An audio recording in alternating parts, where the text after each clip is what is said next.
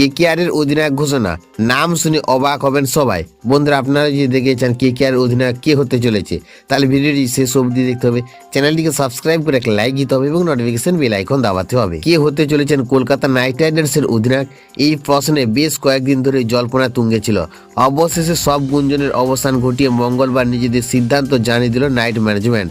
আর সেই সিদ্ধান্ত অনুযায়ী 2026 মরশুমে দলের নেতৃত্ব থাকছেন আজিঙ্ক্য রাহানে। হ্যাঁ, আবার অভিজ্ঞ এই ভারতীয় ক্রিকেটারের উপর ভরসা রাখলো ইন্ডিয়ান প্রিমিয়ার লিগের এই জনপ্রিয় ফ্র্যাঞ্চাইজি।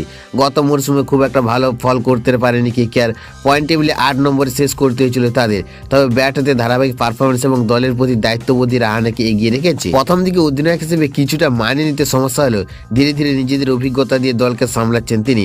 বিশেষ করে ব্যাট হাতে তার পরিশ্রম এবং গুরুত্বপূর্ণ রানই ম্যানেজমেন্টের আস্থা বাড়িয়েছে। তাই নতুন করে কোনো ঝুঁকি না নিয়ে পুরনো ভরসাতে এগোতে চেয়েছে দল। সূত্রে খবর, দলে সুনীল নারায়ণ, রিঙ্কু সিং কিংবা বরুণ চক্রবর্তীর মতো ম্যাচ উইনার থাকলেও কোচিং স্টাফে বড় পরিবর্তনের পথে হাঁটতে চায়নি শাহরুখ খানের এই মালিকাধীন দল। তাই আবারও রাহানেকেই দায়িত্ব দিল নতুন মরশুমে ঘুরে দাঁড়ানোর লক্ষ্য নিয়ে।